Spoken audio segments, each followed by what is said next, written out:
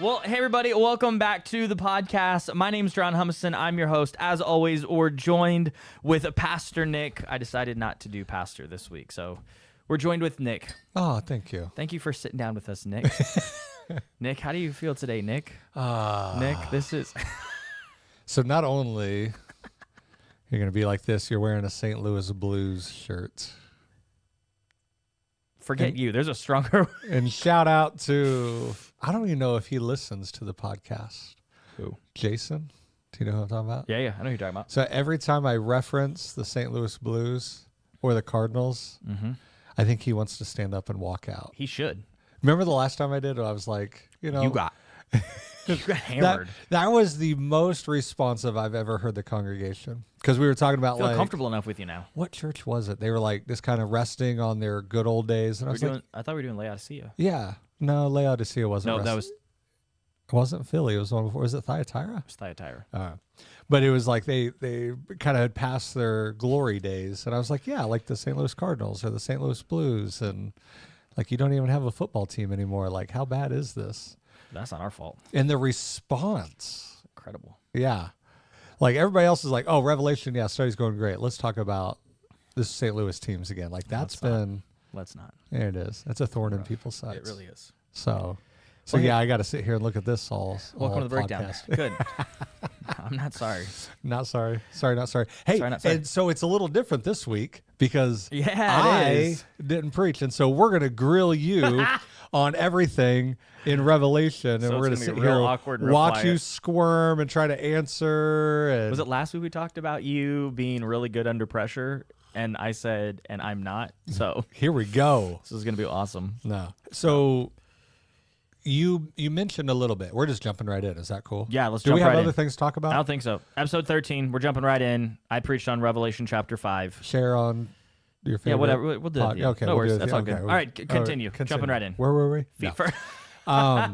You said this, and I thought, hey, I appreciated that. So obviously we, as staff, and I think just as the church as a whole, like we really want to lead in transparency. Yeah.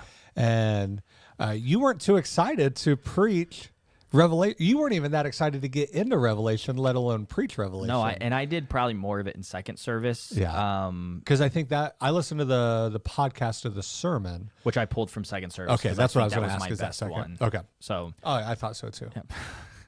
and all its heresy. Yeah, there you go. Yeah, So, I you was brought not that looking. up. I was not looking forward to it. So even to studying Revelation, which I knew, like you had kind of said, just like me to you, like, oh man, like, I've heard it preached 0 times outside of this. I've studied it yeah. 0 times. Like so.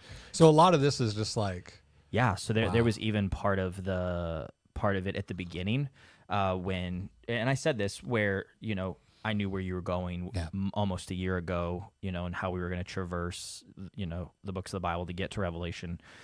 And so in my mind, I was already going, I bet you this is where it's going to land. And then when you're like, hey, we're going to do Jude. And I went, yep, that's confirmation. yeah. And so in my head, I just began to go, crap, we're going to do Revelation. And I'm so unqualified. So there was a season and a time where Satan really manipulated that and used that. Because I knew for as challenging of a book Revelation was going to be, with all my incorrect preconceived notions, but challenging nonetheless. And the length it was going to take us to get through Revelation, I knew there was a high percentage that at least 1 week I was going to have to preach. And I was hoping... Actually, you're up for the next 5 weeks. There ain't no way. I can promise you right now. And so it's been a really fun, and I say fun, that's not the right word. It's been a very unique and interesting journey as we've navigated Revelation. And I said this in second service, if you listen to the message, when you did the introduction to Revelation the first week, and you said, oh, the book of Revelation is a book of hope and encouragement. Amen. Honestly, in my mind, I went, that's the most heretical thing I've ever heard a pastor say. And that's saying a lot, because we've got certain guys that it's easy to pick apart. And I was just like, Because Revelation to me was doom and gloom. Yep. It was mass murder. It was weird animals and like beasts and things that don't make sense. And there was just all of this negativity around it and all of these opinions. And so I was not looking forward to walking through Revelation as a church. Yeah. For my own insecurities and failures, let alone preach on it. And so it was a fun yet challenging and very rewarding time for me, just as an apprentice of Jesus, to walk through Revelation and for the first time ever in my life feel the weight of the reality of what Revelation as a book painted in the correct light, viewed, like you said 2 weeks ago, through a biblical worldview, where we allow the Word of God and the character of God to be the lens at which we view Scripture through. I have come to a place, and I'm continuing to come to a place where I'm understanding Revelation, not as a book of doom and gloom and something to be terrified of, but as a book that is full of hope, a book that is full of joy, and a book that ultimately, even just, and we saw a lot of it in verse 5, where it's like we know the end of the story, but we're not living like we know the end of the story.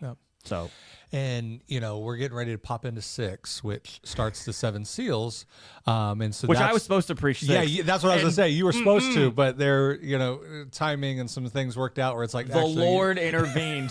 The Lord knew. No, it's, and when you think about it, like a couple things as we're walking, just to give a preview of the next couple weeks, it's chapter 6, so it goes into the 7 seals, which that's when we're going to start getting a lot of the poured out wrath of God on earth. So now we go away from the throne room, and now we're moving to earth and understanding what's going on in the tribulation, and we see God's wrath being poured out, and it's very ordered, it's very designed, it's not chaos. Yeah, and it's weird to say that. It's not going to be chaotic from, again, we're in the throne room looking down on heaven, or I'm sorry, down on earth from heaven at that point. So it's not chaotic. It's very ordered. There's a system. And it sounds weird. There's a rhythm about it. And God keeps that rhythm through a lot of things. And the other thing that I'm excited about jumping into 6, because there we go. I was like, 4, not like they're going to go find like chapter 6, verse 4 and be like, wow, that's real specific. Yeah, into chapter 6 is the reason for, with the 7 seals, so many cults have used that. I mean, used parts of Revelation, but have used specifically the 7 seals. And the main one that I always just think of off the top of my head is David Koresh with the Branch Davidians down in Waco, Texas. And the crazy part is one of his followers, who is like a right-hand man, number 2 kind of guy, was a seminary-trained pastor. But because the manner in which he spoke and how, and I would, let's walk this a little bit with caution. As he was looking at the world around him and hearing David Koresh preach on this, that's where he was aligning that understanding of Revelation. And that's why it's key, like what you just said, we're going to look at the character of God, and allow the Word of God in a very normal, literal, grammatical hermeneutic to carry us. And so it's not we're at a destination, we're trying to find the road. We're just walking this out. And the destination right now is unknown, unless you've read the whole thing. Like if we're approaching it like we've never read it, all right, where is this leading us? And we're going to hold to those guardrails, and it's going to take us, I think, where the Lord wants us to be. And so to try to, again, correctly teach it, and to, I probably won't spend a whole lot of time on a Sunday pointing out where other cults of Christianity have used it, but just to preface, like, it's But the breakdown, it will probably come up. It might be a little bit more there, but it's such a, when you think of all of Revelation, it is the seals that you go to, and even within, I would say, orthodox teaching of the book of Revelation, there's still so many spider webs of what that can be. And so I think the thing that we need to keep in mind, because we're getting ready to hit a lot of that craziness and the things that are going to be poured out. We got a little bit close on Sunday with the 7 horns and the 7 eyes. Yes. So like the surface level was about to get nuts. Yeah, and it's good that like within the literal, we're showing that symbolism has reality, like a meaning within reality. So so he looks at and I loved how you did that. He looked and he's expecting a lion, but it's a lamb, and it's crucified, and it has 7 horns and 7 eyes, and it's like, was that literal? Was it not? And it was like, no, it was a symbolism of the fullness of, the wisdom and power and authority, and it's like that is key. And then you see the 7 spirits. And that's the fullness of the Holy Spirit, where those are never separated. God and Jesus and His Spirit, they're always together in that. And so we're a little pinky toe into the weirdness a little bit, but once you understand that, that's the beautiful thing about symbolism, is it gives a deeper, more poetic understanding. Yeah, so like you can walk up to your wife and say, "Honey, I love you." And there's going to be a certain level of appreciation. But if you write and you talk about how you get lost in her eyes and her like some song that you're going to strum 3 country chords to, and you're going to be a little more poetic at it. Let me tell you. That's all the singing you're ever going to get on the breakdown. But when you approach that in a more poetic way, it brings about a deeper emotion. Yeah. And that's, I think, a part of how John was writing, was not just intellectual, let me just tell you how it was, straightforward, but wrote in a way that there needs to be a response that's going to happen within us, that we see and understand what's going on. And so just to say, oh yeah, there's Jesus, he's full of wisdom and authority. No, like there's awesome. Yeah, awesome. Yeah. Okay. Yeah. And it points, to again keep talking about how like Jesus is the Lamb, goes back to Old Testament. It gives a deeper understanding. So then when you tie the Lamb of God back to, Exodus and the Passover lamb, like there's just such richness there that we have to be somewhat symbolic with. Yeah.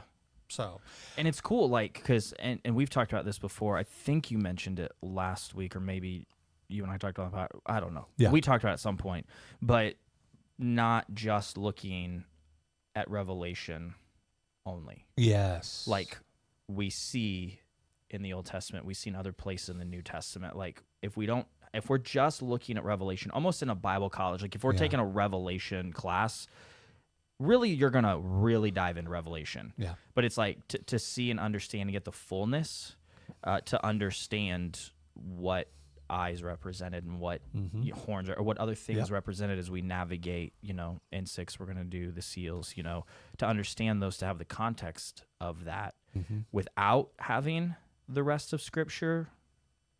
You don't have the full context of what's going on. Yeah. And you don't have the full understanding. Yeah. Which I think is where this breach of where we get these cults, and where it really dives in. It's like, I mean, I can easily take that out of context and make something out of it. But if you put that into context, it's really hard to manipulate it into anything else. And that's what I loved about, there was a little bit in 4 that I kind of was touching on, but it was more in 5 with a lot of the songs and the worship and the, let's call them hymns or psalms or whatever we want to. And there was, even the whole book of Psalms was written, and it was compiled by multiple authors. Obviously, we know David was a top one, and I think is it Ezra? This is top of just right off the top of my head, so I might be wrong. But I know Ezra played a key part in compiling the Psalms. I believe it was Ezra, and they were compiled and put together. And there's actually different books of the Psalms. And so there's like book 1, book 2, and then there's 5, and a lot of people correlate them to the first 5 books of the Old Testament. Pentateuch. Yeah, the Pentateuch. There you go. So there's a correlation there, which is kind of cool. I went to Bible college. Oh, there you go. You got this. First 5 books. And then, but they were compiled for the nation of Israel when they were in captivity, because they were written to as they would sit in their captivity wherever they were at and read these psalms, it would take them back to being in the temple. That's what the goal of it was for. And so I loved even in John's writing that he's not just saying, oh, hey, they were all worshiping, but let me tell you what they were like, because that, just like you hear a song and it takes you back to a place. Yeah. That's the same thing. So like when we sing a song and we talk about Jesus who was and is to come, like that should take us to the throne room. Not to the book of Revelation. It should take us to the throne room. And there's keys for that. And so I like that, not emotionalism, but more, hey, I want you to experience this. And then the other kind of correlation too, as we're talking about Old and New Testament and how it's kind of tying back and giving a greater understanding, is as we walk into the seven seals and the trumpets and the bowls, there was on a smaller scale, a type of this, that when we preach through that, there's no issues, but we go through Revelation, everybody loses their ever-loving mind, but when we talk about Israel in Egypt and how there was the 10 plagues, and now again, 3 of them, Israel and Egypt endured, but then the last 7, only Israel endured, only Egypt endured. My Bible is very different. Unless it was the 10th one with the blood. It would have affected anybody that didn't apply the blood to their doorpost. But you see, and the attack isn't Moses versus Pharaoh. It's not Egypt versus Israel, really. This is God, Yahweh, who is, Israel is his chosen people. He is at war with the spiritual forces that are controlling Egypt. And so even when you look at the plagues, there is in Exodus, they were very specific, attacking the different gods of Egypt. And so it's, yes, it is Pharaoh, but it's almost like, what do they call that? A proxy war? Right? So like we have like 2 small nations, let it be, North Korea, South Korea, or Vietnam or something like that. Really, those are just proxy wars for like China, Russia versus Western America, stuff like that. Like, we're fighting it out, but we're supporting each side. It's a proxy war. It's almost the same way that God is declaring war upon Egypt and he's pulling his people out. Well, that was just in a very selected, minute, smaller version, where now the tribulation is in all of it, and it will include all of humanity. But we had no issues when we walked through the 10 plagues with Egypt. Of course not.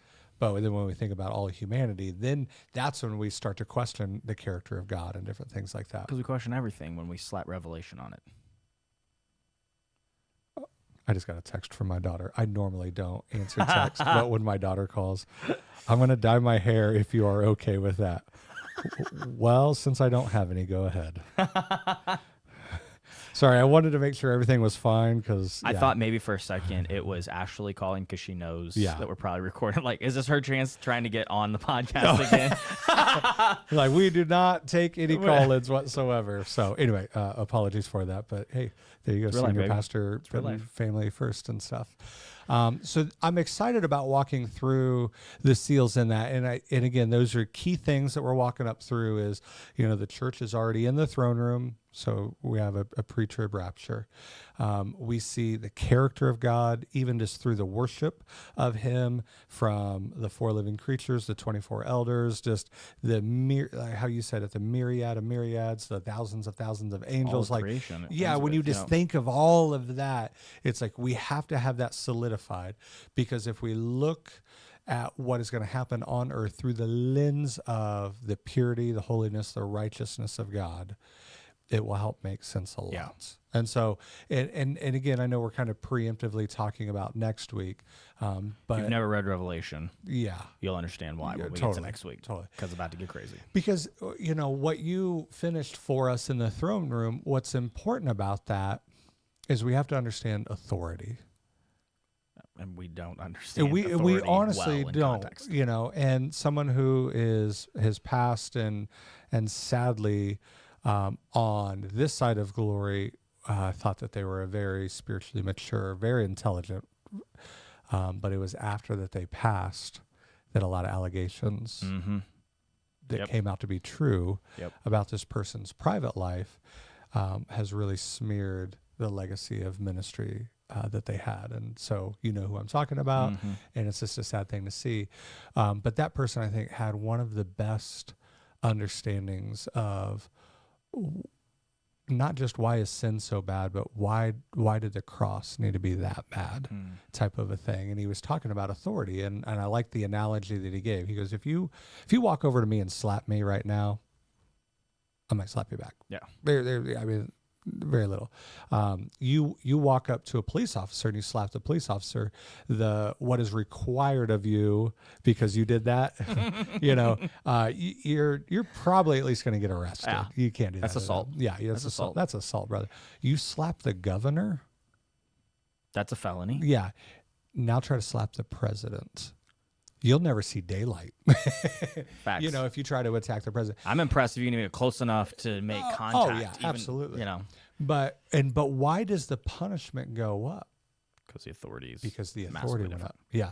And so when we are about to read Revelation 6 and look at the 7 seals, and we're like, why did it have to be that? You have to take us back to 4 and 5 and understand the authority, the power, the holiness, the righteousness of God. And when we have, and so instead of looking at the punishment first to see, does that match the authority? We started with authority. We started in the throne room. We started with the righteousness of God, his holiness, his character. And so anything less that we would read following wouldn't make sense. And it's not on those that have accepted him. It's on those that have rejected him. And those are always key things to look at. And so I think you finished well in 5 to really set that bar and show us that level of authority, that level of who God is and his character, that all of worship is upon him. Because, honestly, there is a degree, because some of the things in the seals, even going back to the 10 Commandments, why was it poured out on creation? Like, what did the crops do? Yeah. What did, the mountains and the waters do? And it's like, but we have to understand that even the world is under the curse of sin. And even, I think it's like Romans 8, even the earth groans, wanting release from sin or whatever. And so, this is going to sound funny, the wrath of God being poured out on sin and the cause of sin and those who bring sin into the world, that is a comfort for the earth, because that's the refining, is the thing that is causing the groaning of the earth is being punished and taken out of, and like that is a good thing, So it's kind of crazy to think of it that way, but I think we can frame it well, where again, I think what 4 and 5 did, keep us in the throne room, understand the character of God, his holiness, his righteousness. Now when we look from then the throne, rainbow, emeralds, carnelian, all that craziness, creatures worshiping, and then we look through that lens at the world and what's going to happen soon, it would almost make us think that wasn't enough.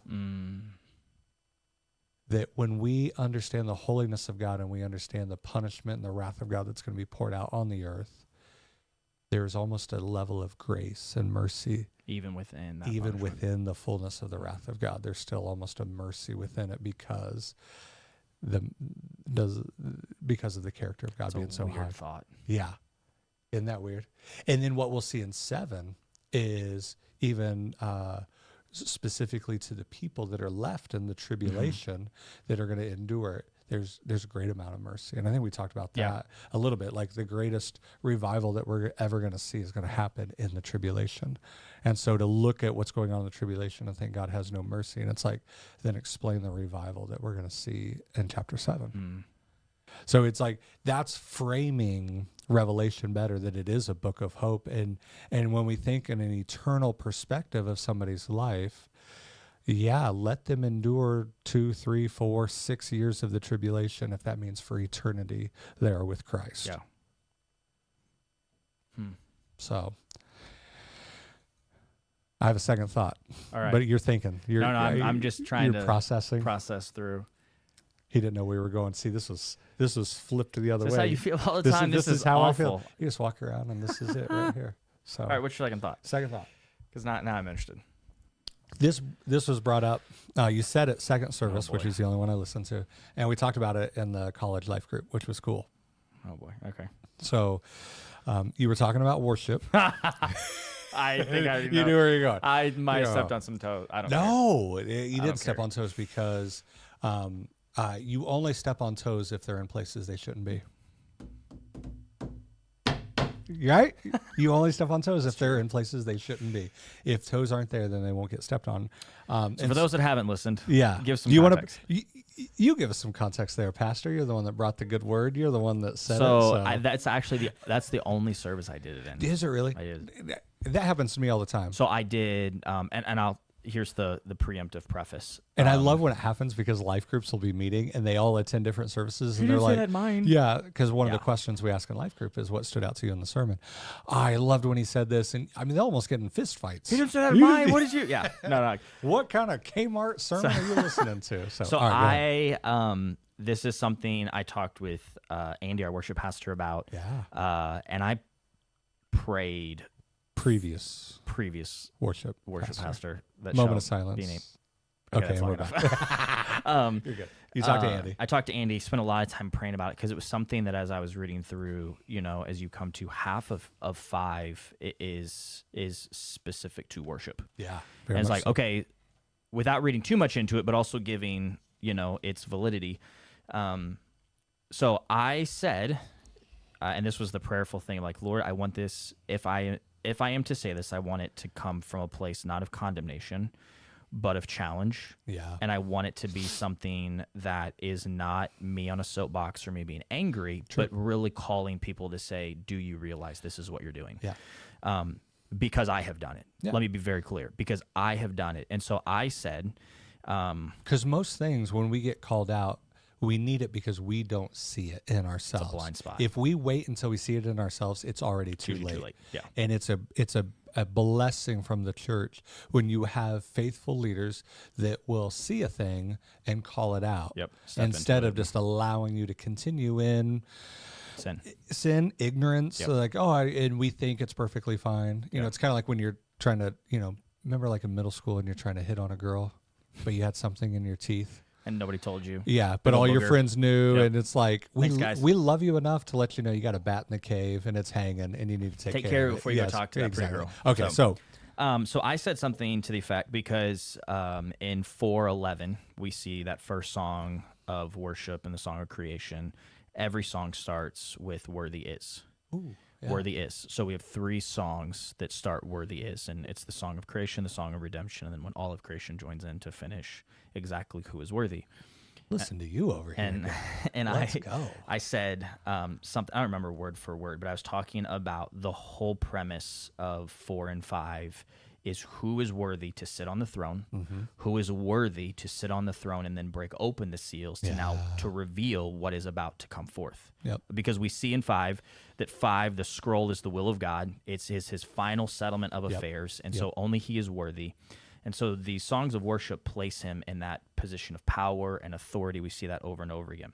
And so I said, all too often we place our preference of worship over worshiping the one who is worthy. Oh, yeah. That was hard enough. And then I took it to the next And then step. Home Slice said, that's not enough. Let's get some salt in this wound. And I picked out some, not people, No. but specific things in my tenure in ministry. Yeah, and this is not just a Calvary This thing. is not a Calvary You probably thing. roll up into any church. And I've heard this from churches I've served at, churches I've attended at, churches that I've never visited, but friends who pastor. They even have different forms of worship and styles of worship than even we do. Yeah. So it's not even specific to a style of worship, but So I said, so then I went on and said, because what I've heard is some say, I can't worship because it's too bright in the room, or it's not bright enough, or it's too hot in the room, or it's not hot enough. And I went through quite a few of those. And really for our church, for our body, I really called them to a place that the Lord had to call me in my preparation and my message to. I am a more expressive worshiper. Yeah. I am more of a contemporary worshiper. Yep. That is my preference. Yep. And I have very wrongly said, I can't worship to that type of music or that song of music. And the Lord very, graciously humbled me. graciously humbled I me love that. with two thoughts. Yeah. Worship is not the time when the band is on the stage. Get it. It's an overflow of your heart. Let's go. We should be worshiping from the time we wake up to the time we go to bed. Mm.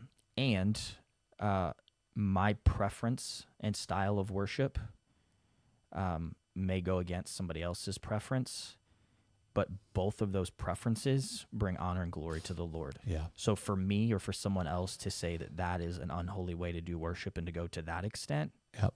is incredibly wrong Yeah. and hurtful to the church. Now there is certain parameters, like you can't say, "Oh, I'm going to worship the Lord by sleeping with prostitutes." Jeez, Lord. Sorry, was that too far? So It was like 0 to 10. Like, 0 to 10. Yeah. So, I love when this happens to Jaron. He has no idea what's about to come out. So there is certain things that you can't just do whatever you want to do and call it worship. So there is paradigm, but this is within those guardrails. If we are looking at the character of God, Yeah. and we are reading the authority of Scripture and context, we see what worship is and what Yeah. worship isn't. Yeah. And a lot of what our evangelical new, and I'm going to say this in air quotes, New Testament church is not what I would call worship. And so I challenged our church, not in a condemning way or Yeah. from a place of condemnation, but from a place that I had been incredibly challenged in, to see that the reason that we get to say that the Lord is worthy is not because our preferences and our styles are matched to what we want, because our situations and our circumstances are what we want. We worship because he is the definition Yeah, that's so good. of what's worthy. So I brought it up in life group. Now I'm interested in what, And I got the young cats, Yeah. right? We got the college age, which is awesome. We love it. You got the Yeah. youngins. I think any two of them are the same age as me alone. So that's always fun. Like I am twice your age. I'm so old. But what was interesting, so I brought that, like that's one of the questions. Hey, what was said? And since you preach, what did Jaron say that really stood out to us? And the topic got shifted to when you were discussing the idea of preference, and every one of them, loved that. That was so needed. And I let him go. I just let him go. You know what I mean? Keep digging your grave, guys. Just Keep going. digging. And then I said, okay. I said, all right, we feel like we've really exhausted that. I said, let me challenge you with a thought. Do you think that only because your preference of worship is what we do at Calvary? Could it? Would you say the same thing as if you went to a small little church that only did hymns with a piano and an organ? Would you still say, yeah, preferences and da-da-da? Do we only say that? So we have that conversation, and that was really good. And we really did get to the heart of, like, what is really needed for worship to be worship. And even, like you said, it's not just the musical component, but let's just talk the musical component of worship on a Sunday morning. You know, like what is needed for worship to be worship. And it was really neat to hear that from some young people, really challenge and process, right? And then my wife found this, I don't know where, the lovely life of memes and Facebook and social media and stuff like that. And so she shared this, and she was like, oh, this is so fitting to what we talked about. And so don't know where this is from, who said it. So if this is your quote, thank you for it.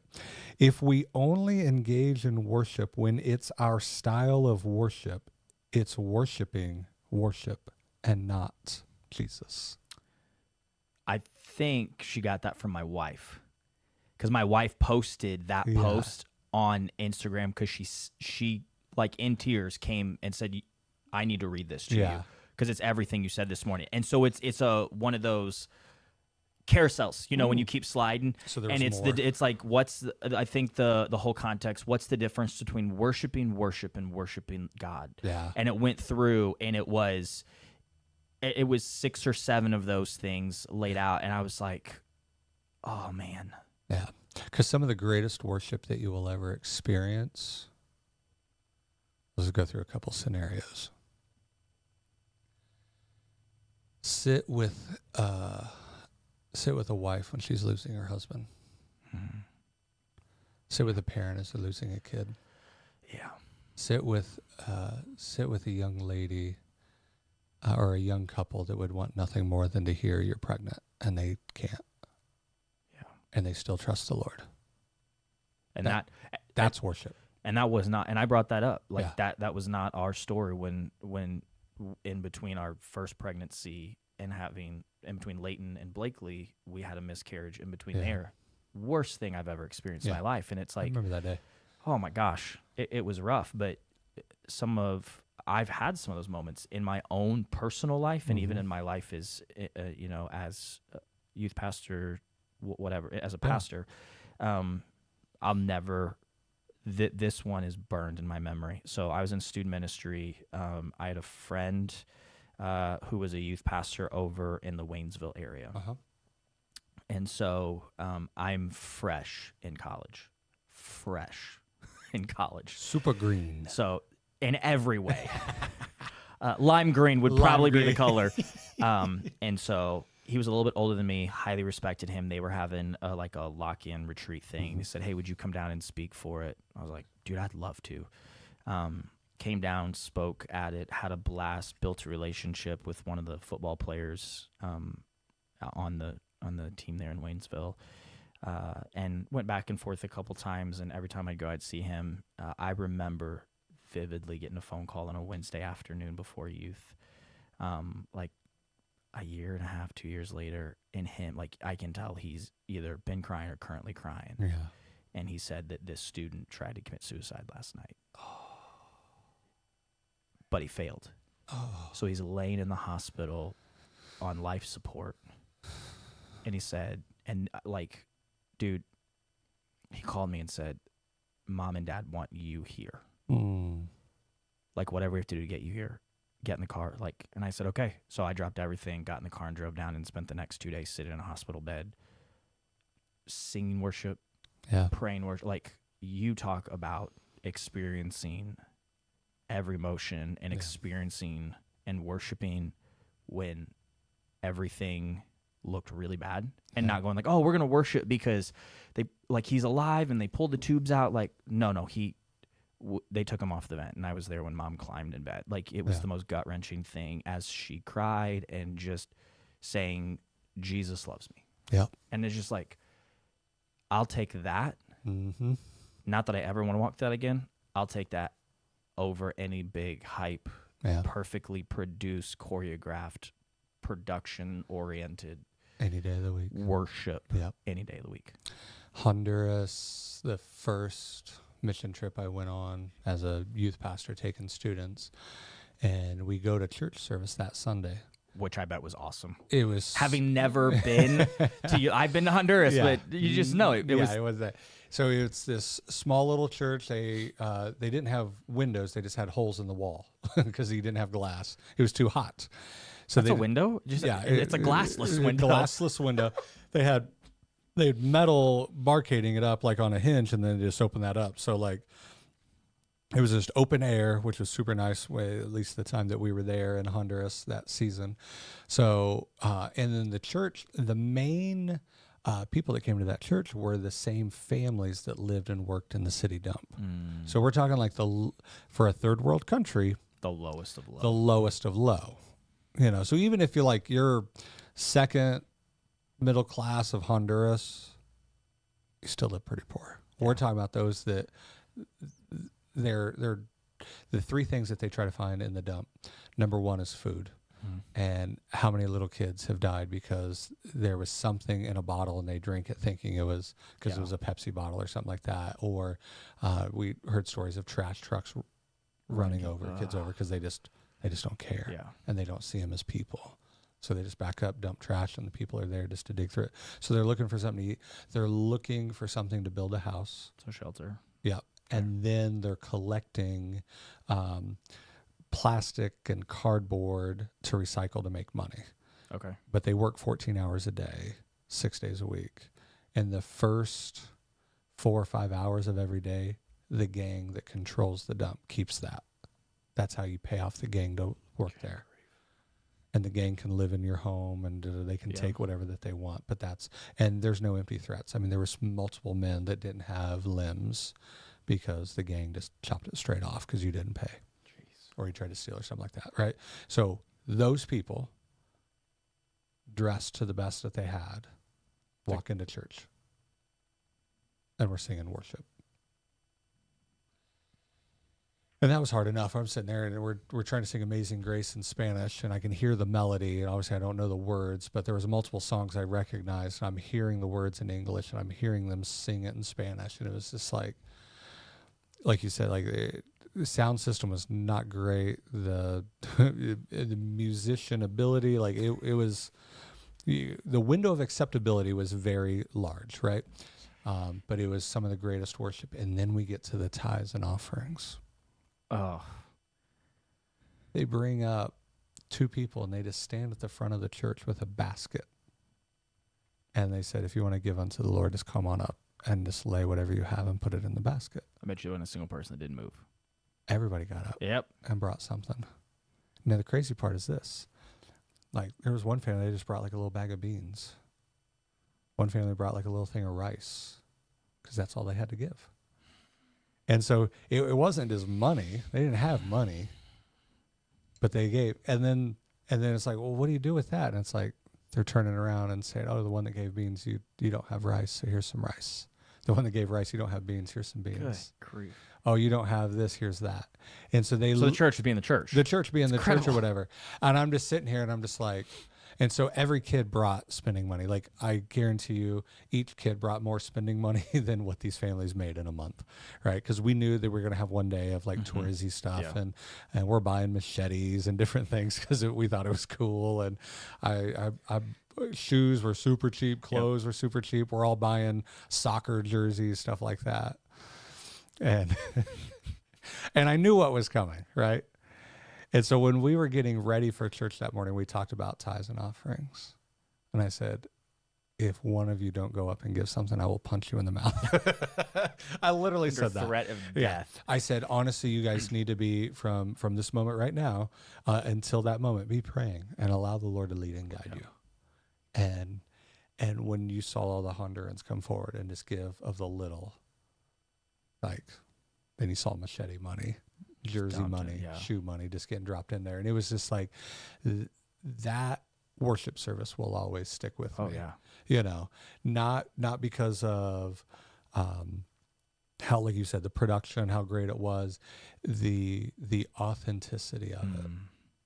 And it wasn't just in the music, but in the lives lived out. So like when they're praying, and you hear when they were translated some of the prayers, it was just like, you're not praying for a new job. They knew they're never going to get out of the dump. Like, this is their life. This was it. You know, they're praying for joy and contentment. They're praying for peace with, you know, they're praying for their kids. And I'm just like, and I'm a loser. You know, I'm resigning effective immediately when I get home. So like and so every time I hear somebody want to have the preference conversation, it's like, first you need to go to Honduras, experience that worship, and then come back and let's have the preference talk. Or for like you, I want you to go. I want you to lay in that bed next to that mom losing her son, sing that song of worship and with her, and then come back and we'll have a talk about preference.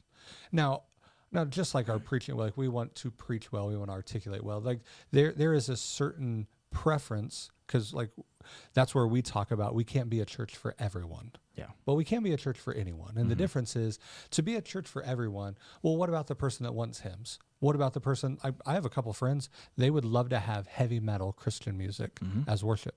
That's what they love. And it, you know, like you'd never play that in a church, at least we found a couple churches that do. But anyway, you know, like you have all these different preferences. And so how does the church fulfill everybody's preference? It doesn't. That's why it can't be a church for everyone. So even when churches say that, oh, we just want to be a church for everyone, you're setting yourself up for failure. Now, you can be a church for anyone, saying this is who we are. We're Calvary Chapel, Lake of the Ozarks. This is our style, right? And if you want to be a part of who we are and what God is doing in and through us, we'd love to have you. But this is our style. Yeah. And go back to the very deep theological movie, Cool Runnings, right? Jamaican bobsled team. Great movie. You know, like what's that truth? He's like, we can't be the Swiss. If we're going to bobsled, he goes, I speak Jamaican, I act Jamaican, I am Jamaican. Like, I better bobsled Jamaican. Yes. It's I'll go home and watch that tonight. there you go. Feel the rhythm, feel the rhyme. Get up now, it's bobsled time. Sanka, kiss the egg. You want to kiss my lucky egg? And so that's, so we can't be a church for everyone, but we can be a church for anyone. That, hey, this is how we are going to do church. Yeah. And I challenge people, if you'll lay down your preference, either if it's being fulfilled or not, because I'm not only speaking to the ones that don't have the preference that's happening. I'm 100% across the board speaking to everyone. If we will lay down our preference for where God is moving and working and growing people in their faith, I really do believe Calvary is a great church to be a part of. And you got to be okay with not just preference of worship, but even preference of ministries. Yeah. So many people want me to have like Sunday school classes. We don't even have room for it, so that's the easiest thing. First, can you give to a building so we can have classrooms? Then we'll go do the Sunday school classroom. And even if we could have Sunday, is that our style? Some people wish we had a Wednesday night service, and it's like, we can't because we don't have the room because the students get the building on Wednesday night. But even if we could, is that our style? I don't know. Just because I don't have to worry about it. We never had to face it yet. But right now, this is our style. This is who we are. This is the for now of who we are in ministry. And everybody has to kind of ask themselves, am I within the scope of, the word is being preached. There is a true focus on God, not on anything lesser, even those can be good things. Yeah. We're not worshiping worship. We're not worshiping ministries. We're worshiping Jesus. Yeah. And so to understand preference in those spheres, those scopes, those contexts, like that changes how you view worship. And now, as we've only been talking about really the musical preference and style, now apply that to everything. And we got to be okay with that, because how I would do something and my philosophy of ministry and how I would strategically do something is going to be different than other people. Yeah. And we got to be okay with that. But, can you tell that church, what they do? And now again, there's within the boundaries. You can't go after prostitutes and say it's ministry. Sorry. I don't know why I'm on that kick. Someone's going to check out and listen to the... I know it. They're going to hear all this. And so there is guardrails to it, but we got to be okay where we were out of town. That's why you were preaching. Yep. And we went to another church, and they did stylistically totally different. Yeah. They were not a verse by verse, chapter by chapter, book by book. When you called me and asked me how the day was, and you told me what they were doing, I was like, well, I didn't know how this is going to go. And you're like, it was good. The family jumped back in the minivan, and we all looked at each other and said, I could never get away with that on a Sunday morning. So which only made me think of, I want to do it. I want to do it. Like, don't tell me I can't do that when it's not nothing. It's not something that's against the Lord. It's just a style thing. And it's like, which is great, because we did that on Sunday because you were gone. Yes. Like, we cut a song of worship on the front side. We don't normally close the service with worship. And it was like, I had told you, I didn't ask. I just said, hey, this is what we're doing. But we got to do that. Yeah. And I think just that forcing, because I talked a little bit about in the message, like forcing perspective or changing, where it's like, hey, we get in such rhythms, especially as Westerners. Yeah. Like we like rhythms, we like structure. And when you start monkeying with the rhythm or the structure, people lose their ever-loving mind. Yeah, and for me, it's that pressure point of like, that's a preference. Yep. Yep. Like, you're so stuck on that's not how we've always done it, or we haven't done it. Like, that's a that's how you know when it's a preference thing. And for me in the Calvary Chapel movement, so back up when we were out of town, we went to Velocity Church in Lawrence, Kansas. My aunt and uncle go there. We were able to spend a little bit of family time.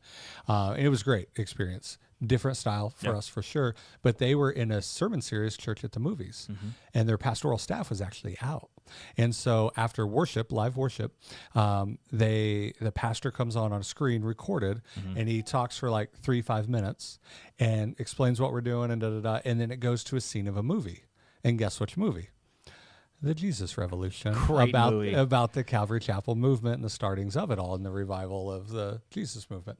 And so so they show a scene, and then he talks for another 5 minutes, a scene, and it goes back and forth like that through all of service. And so, and it's at the movies. Like, they gave away free popcorn, free pop, free candy. Like, we're sitting there like it is the movies. Yeah. And it was awesome. But they were going through this, and I leaned over to my aunt and I said, "Oh, this movie's about the Calvary Chapel movement. We're Calvary Chapel." Well, what's so funny when you talk about preference, though, especially within the movement, and again, I love our family as Calvary Chapel, but also, like any good family, I get frustrated with my family, and it's like I want to slap them. And you get around some of these old Calvary Chapel dudes, and they get that way. Oh, it's not how we've always done it. It's not how Chuck did it. And, and it's like, stinking Chuck broke rules to get you into reason the we're church. here is because Chuck broke rules. Like, if Chuck would have listened to the church saying you can't do that, the Calvary Chapel movement wouldn't have been a movement. You wouldn't be saved right now. True. So lay down your preferences because somebody else did so that you could come to the Lord. Yeah. Like, get over yourself for a Yeah. second here. Like, it's so crazy that they want to hold fast to preferences and, oh, we can't break those. And it's like, but somebody did for you. Yeah. And if you want this Calvary Chapel movement to die at the one generation, then just keep doing what you're doing because it's not going to, like, but in the same breath, they all say, oh, we're just praying for another Jesus movement. It's like, you know what Chuck had to do? Like, and so everybody off. Yes, he was ticking everybody off. People left his church because of it. And I love the scene. He's like, there's the door, and anyone is welcome here.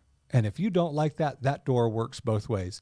My favorite line in the And movie. people get up and they walk out. And so for me, the scene where they were complaining, oh, the hippies are dirty. Yep. They're going to get our carpet, our And then new he's shag washing, carpet. yep. I'm like, number one, who puts a shag carpet in a sanctuary? That does not bless the Lord. I don't care if it was the 70s. Break it in the name of the Lord. Yeah, so my grandparents had shag carpet in their house, and it was just like, it's good if you were picking your nose, but that's about it. You just hide anything in there. No, I'm teasing. But, and so they're worried about their shag carpet. And so it's a true story. Like Greg Laurie shares where Chuck Smith sat at the door and washed their feet. And it's like, you saw Chuck doing the same thing that the Lord did, but it drove you away. It didn't draw you closer to the Lord. A telltale sign. That's a telltale sign at that point. And I did love that part in the movie. I wonder how true to reality it was, where a couple of people walked out, but one old man stands up and he's like, nope. And he sits with the hippies. Yep. He says, now we can begin. Because you think he's going to walk out. Yeah. He gets Yeah. up with everybody and he Yeah. goes over and switches sides. And I just pray, like, you know, I look at those two parties. Would I be the one that walks out, or would I be the one to go sit with the hippies? And we all want to say, I want to be to sit with the hippies. To be honest, I pray that the Lord would give us an opportunity to be the Chuck Smith. That we would lay down our preferences for others to come to the Lord. And if it takes me ticking people off, it takes me laying down my preferences and how I always thought church needed to be done in order for a massive group of people to come to faith in Jesus and to feel a part of a family of faith and to grow, who would later become, and again, I'll hold to this, I think some of the best Bible teachers are in the Calvary Chapel movement. You know, so, but they were the surfing hippies doing drugs. And On here the they are beach. now, 10, 20, 30 years later, they're the best Bible teachers that I think that the church, capital C, have. It's like, am I willing to do that? Yeah. But you got to think, Chuck didn't do it for those reasons. He did it because, and I love the line in the movie, at least, they're a sheep without a shepherd. He had a compassion for people that were far away, that they were searching for something, and he provided a home in the church. And it's like, are we willing to do that? Because that's why the topic of preference is so vital for in the church, is because we could very well be quenching a work of the Spirit by our own preferences. That's so good. And we have to understand that, and we have to be able to see that. And sad. And sad. Good. Because, like, sad. think about how many moves of God there could have been. Yep. Where maybe the Jesus movement of the 70s was like, oh, yeah, that was cool. But did you hear about this? Or did you hear about that? And it's like, you didn't hear about those because we quenched the Spirit instead, because we liked how we were doing things and we didn't like how God wanted to do a new thing. My mind always goes to when I hear that, I just wish revival would break out again. I wish, and it's like, what if revival could have on multiple fronts broken out? but we, like you said, we chose to stay stuck in our ways Yeah. because that's what we've always done, or Yeah. that's not how ministry's supposed to look, or God can't really love those people, whatever it is. Like, how many times could we relive that over? Yeah. Could have lived that through, but we haven't because we've quenched the Spirit. Yeah. And so in that sermon, which was just a very unique way to do that, and I thought it was a good way, like, because the pastoral staff was away at training at a conference, and I thought that was a really good way to keep the normalcy of church moving forward. They still heard from their pastor, and it even kind of validated the online presence of, we're watching them on a screen. So they were talking about mission and method, where the mission stays the same, but the method will be different. The worship of God is the mission of our lives. The method change, absolutely. And I even say it here, which used to make one former staff person roll their eyes, where it's like, you want to marry the mission and date the model. And when the model's ugly, just go get you a better looking model. You know, when she lets herself go and the natural things of life take over, and it's just, if that offends you, go back and listen to the last 2 seasons. The glory of the podcast. days of the Cardinals hit. You just go find a better model. I'm about to reach down and mute your mic. Yeah, and then the beautiful thing, there was a line. He said it in the sermon, and I was like, "Oof!" And Ashley, my wife, leaned over and she goes, "You gonna write that down?" I said, "I am." She knew. So we're walking through all of this, preference laying it down, reaching these lost hippies, and the line said, "It's God's job to save people." And this was right at the scene where he's washing feet. It's God's job to save people. It's our job to serve people. And I thought, goodness, why is that so good? And here's the hard part with it. It really is just that simple. We make it complicated. We make it so complicated. Yep. So you got something pulled up. What you got here? I found that post. I had okay. My wife send it to me. Nice. So is it worshiping Jesus or is it worshiping worship? If the singer's leading name is being promoted more than the name of Jesus, it's worshiping worship and not Jesus. If the priority, I'm never introducing myself again. I'm just a peon with the Bible and a mic. I'm just the guy up on the stage. Yeah. If the priority is to pack a room full of people and not the stewardship of those people, it's worshiping worship and not Jesus. Stewardship is such a good word. That one got me. Yeah. That one got me. Because we think stewardship just in, first thing Finances. I think of finances. Yep. The second would be how we do ministry, but to steward well. Because think about it, like, not that like numbers are everything, but we normally do an hour, 15-minute service, right? So that'd be like 1.25 times how many people show up on a Sunday morning. Like we are responsible for 500 hours on a Sunday morning of people's times. And are we stewarding? Like, did somebody walk in knowing this is where I need to be? Did somebody walk out saying this is where I needed to be? Did we steward well their time? It's very, you know what I mean? Everything else, they can get more entertainment. They can get more anything else. They can go get more money, more girls, more whatever. yeah. But they can't get more time. Did we steward their time well? Or how many people walk away from church saying, should have stayed home, mowed the lawn. I should have went to the game instead. Yeah. And is that in part not a priority issue on people of why they don't attend church? Yep. Is it a stewardship issue on the leadership of why they don't want to attend? And we always, as leadership, tend to want to place on the people. Oh, Yeah. their priorities messed up. It's like, maybe it's not the people. Maybe the people are, Yeah. they're, how do I say that? They're showing what's being shown them. Like we lead by example. Yeah. You know? Maybe we're feeding them something that tells them that they don't need to come Yeah. every week. Yep. They don't really need this. We say it, but then we don't say it, you know?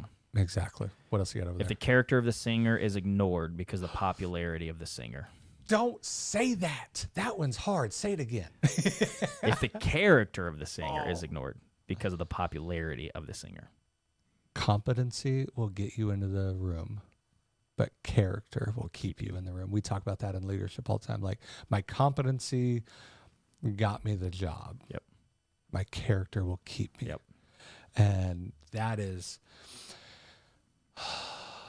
there not a movement within, and I'm going to broad brush it, and I hate doing that, within mega churches where the character of not just the singer, but of the pastor, of the leader, is ignored because they're so dynamic. And keep the room full. And they keep the room Yep. full.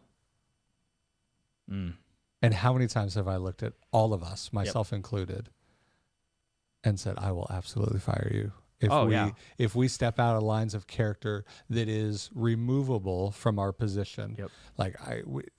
And I think I said something like that on Sunday, on a Sunday, and one of the board members, I said like, hey, if I do that, you better fire me. And he said, noted. I was like, hey, I remember that. how about you just I be do a right little, now. little less excited for that?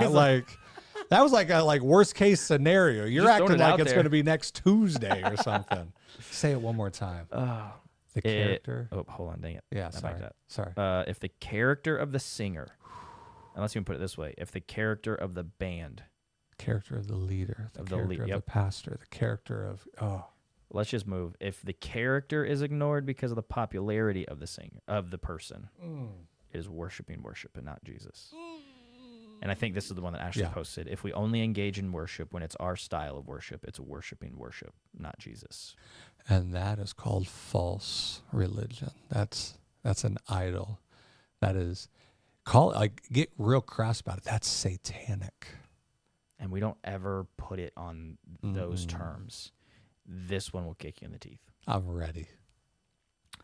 If the only time you sing in worship is on a stage, it's worshiping worship and not Jesus. If the only time you sing in worship is when there's a stage, it's worshiping worship and not Jesus. My wife challenged me in something similar to this. Yeah? So we just started at Calvary. Okay. Which the big shift, a lot of people ask, oh, what's it like going from student ministry to senior pastor ministry? When I was a student pastor, I could sit under Bible teaching every Sunday. I could sit in service every Sunday. I had can't other sit and teach. I can't sit and teach. And she said, where are you just sitting? And so there's a pastor I listen to every week. Yep. And I go to church. And so when I think I've used this argument before, when people want to push back on our online campus, be like, your senior pastor, Gets that is fed the that way. only way that he is fed that way, is because he sits on an online Unless campus. you want to pay me to be gone every Sunday to sit under teaching. Yeah. Like, And so you're going to have to pick. Pick one side. And so if the only time that I'm in service is if I'm preaching. Dang. Yeah, that's... And you don't think about it, but when you put it in those... Yeah. All right, 2 more. Oh, there's 2 more. I love these. Keep going. If we gauge a worship set based off the response of a crowd, it's worshiping worship and not Jesus. If we preach based on the response of a crowd... I didn't get enough attaboys. I didn't get enough... And even vice versa, not even the attaboys. I didn't get enough people ticked off. I didn't get enough... Like my goal was to tick off 10% of the crowd. That's never the goal. If you're preaching for a response of people, good, bad, or ugly, you're not preaching. You're not worshiping. You're not walking in obedience. That's so good. The last one, this was the kicker for me because this is my world. I'm loving these.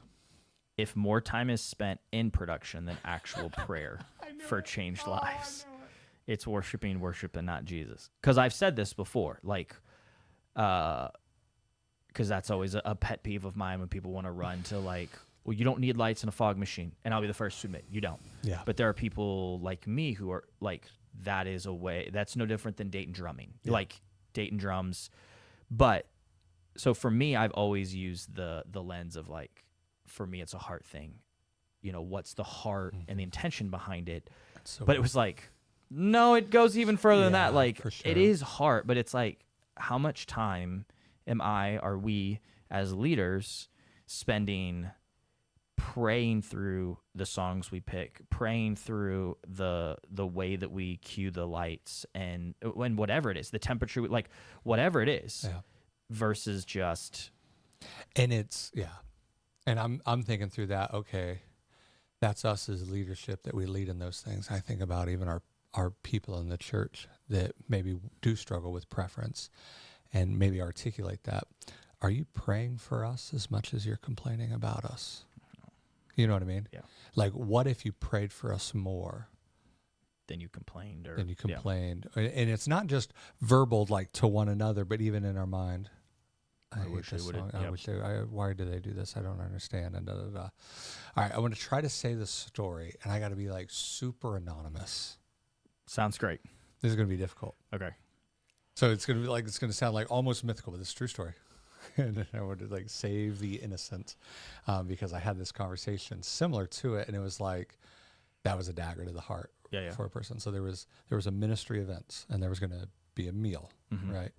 And there was kind of a committee, which I hate that word. Hate the word committee. If I can remember my line for it. A committee is asking a bunch of unwilling people asking the underqualified to do the unnecessary. That's the definition of committee. Right on. There you go, right? So we're the unwilling to ask the unqualified to do the unnecessary.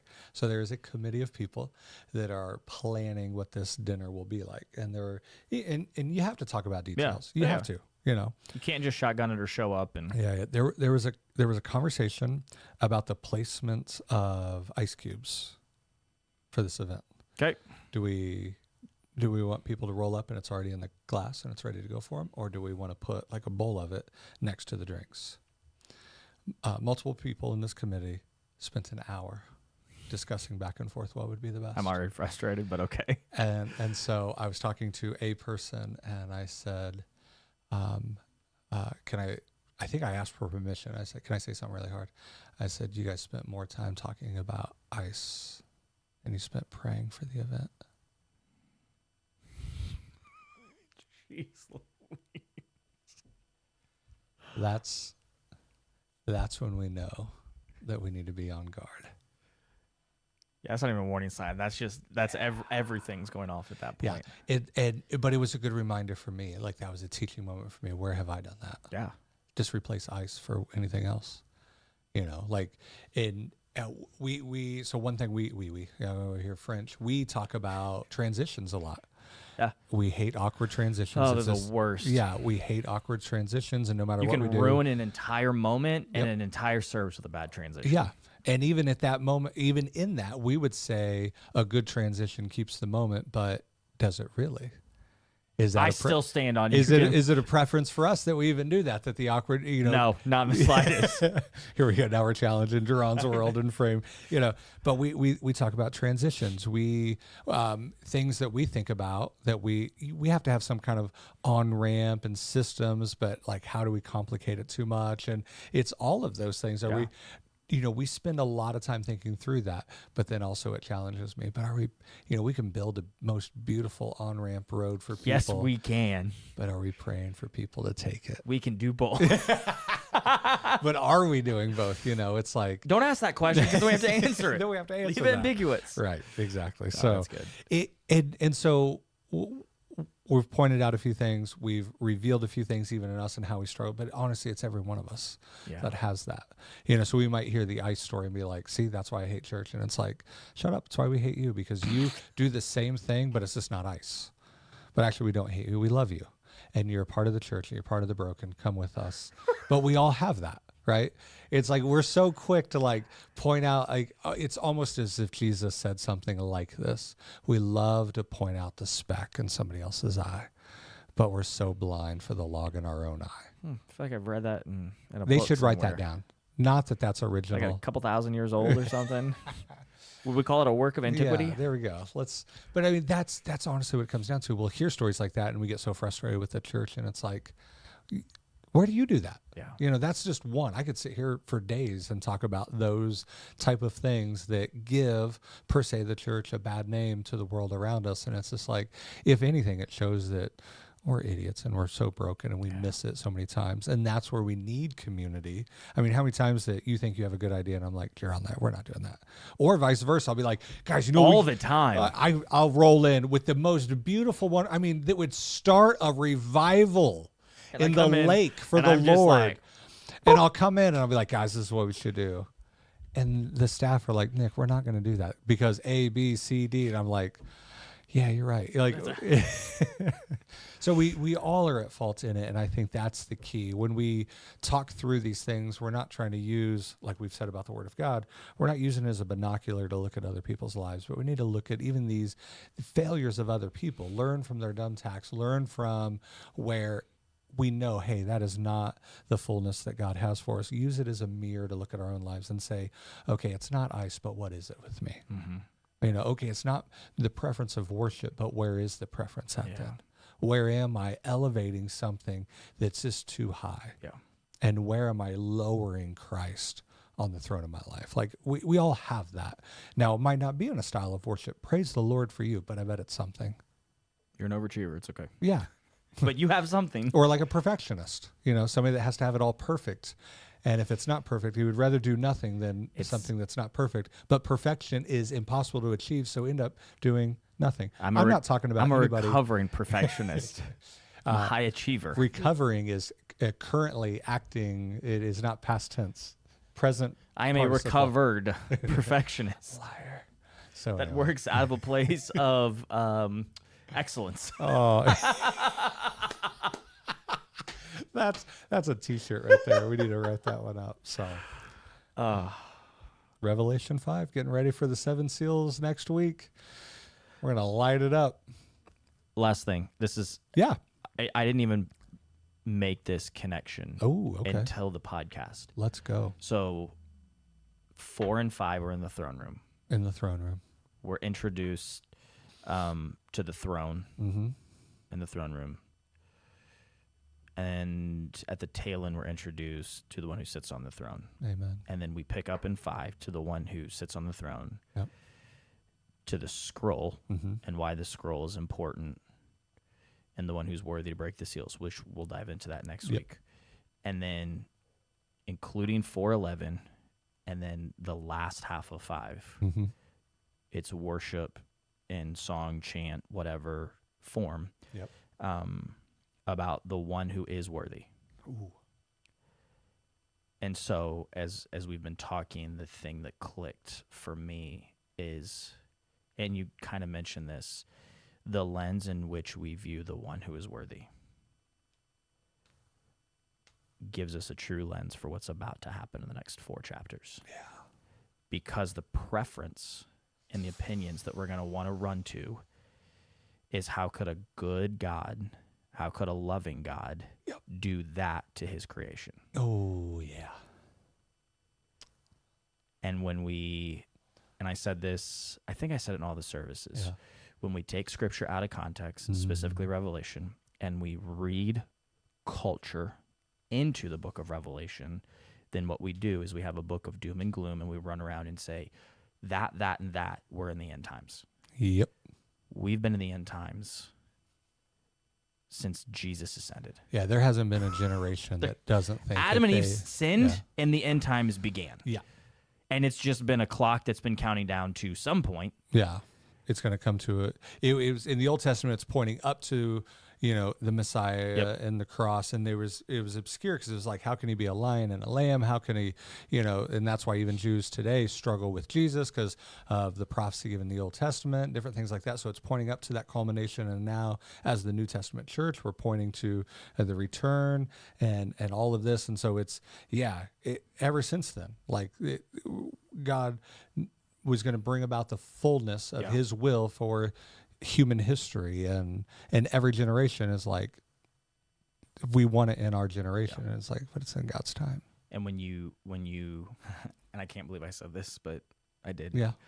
I still have a job, so I said prostitute twice. You did in the podcast. So when you get your butt off the throne of God, because you make a terrible God, when you move yourself out of the throne and you place the one who's worthy on the throne, then when we come to chapters 6, 7, 8, 9, and as things get even crazier, you don't get, nor do you have a right to say, how could? Yeah. Because you're not God and you're not worthy. Yeah.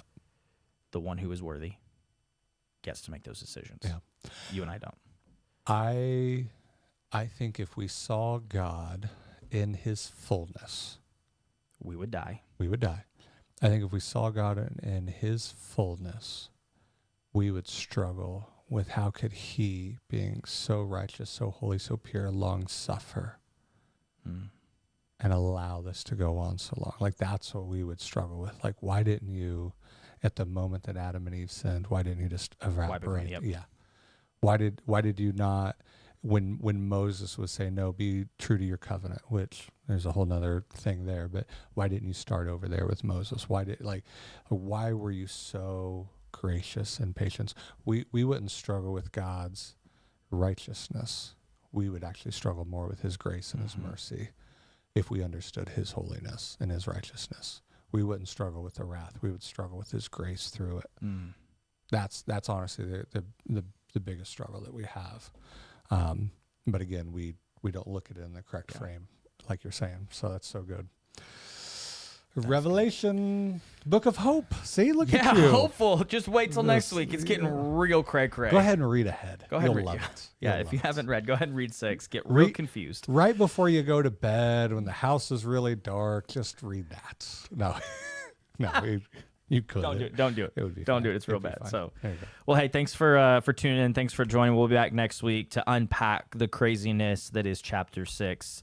We're breaking open the seals. And so we'll break that down next week. But feel free, if you like the podcast, share it on social media. Make sure you're subscribed wherever and however you get the podcast. And if you think we're good looking enough that you want to watch us on YouTube, which YouTube, go to the YouTube page, check it out. It's a whole podcast playlist. Oh, you can go back and watch the last 2 seasons of the podcast. But we're gonna wrap it up for today, and we're gonna get out of here. So have a great week, everybody.